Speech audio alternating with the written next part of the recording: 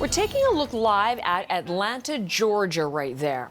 State lawmakers passed new legislation yesterday that critics say amounts to voter suppression. You remember how often we were looking at Georgia Live during the last presidential election. It was a key player in Joe Biden's win. 2 runoff elections in January helped the Democrats take control of the Senate as well.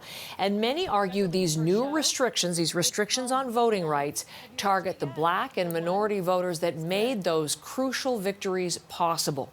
There are concerns that many other states may pass similar legislation as well. We want to talk about all of this morning with our senior Washington editor, Lindsay Duncombe. She is in Washington. Lindsay, tell us more about this bill and the commotion it set off last night. Well, it certainly is a sweeping piece of legislation, around 100 pages, changing the way people vote in Georgia.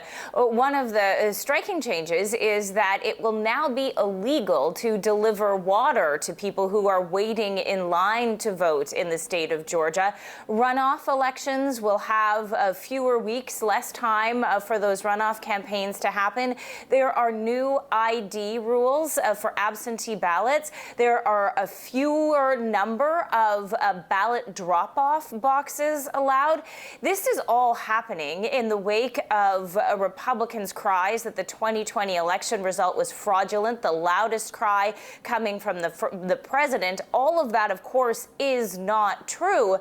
But the governor sees these changes as a way to restore fairness to voting. Here's how he described it. We quickly began working with the House and Senate on further reforms to make it easy to vote and hard to cheat. The bill I signed into law does just that. Critics see it as exactly the opposite, a way to make fewer people, specifically fewer black people, able to get to the polls. And some of the most concerning elements for minority groups of this bill were actually removed in its final draft, including one, Heather, that would have banned Sunday voting. Why is that a big deal for minority communities?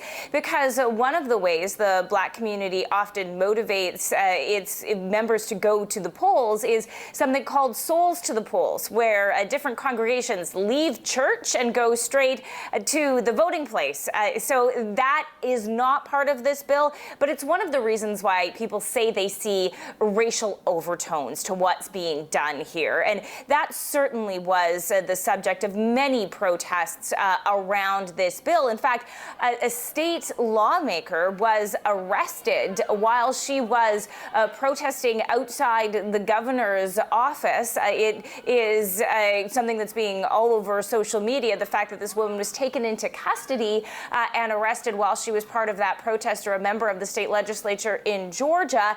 And the other thing that is drawing a lot of attention today is a picture of how it looked the moment the governor signed the bill, noting that in that picture, all of the people who are standing in support are indeed white men.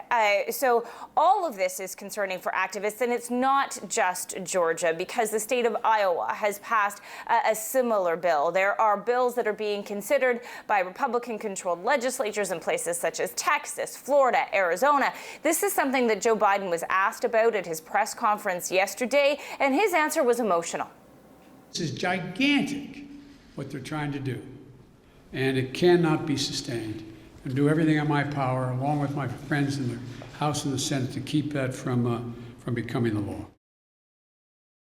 You can see, and he called it ugly. He called all of these voter suppression efforts un-American, Lindsay. So what is he going to do? What are other Democrats going to do in the face of this?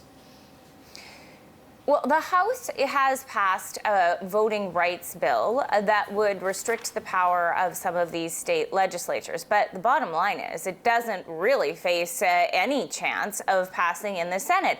And that's because of a rule you're hearing a lot about in American politics today, and that is the filibuster. And what the filibuster means, Heather, is that to pass most legislation through the Senate, you need a 60-vote threshold. And with the Senate is configured right now, or the way the Senate is configured right now, that means you need to win over 10 Republicans. And in this polarized atmosphere, that is something that is a really big hill to climb, especially on these types of legislation that are so divided along party lines. So it was interesting in Biden's press conference yesterday. He went further, closer to the idea of eliminating the filibuster. And it's not just these voter suppression situations that Democrats see happening in states. There's also other things that Democrats want to get accomplished while they have control of the House, the Senate, and the White House. That includes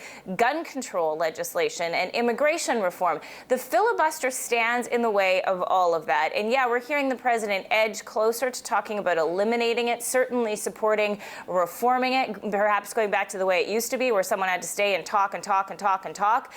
So it's one of those things that we will continue to watch on many fronts in American politics. We certainly will. Lindsay, thank you very much. Lindsay Duncombe, our senior Washington editor there.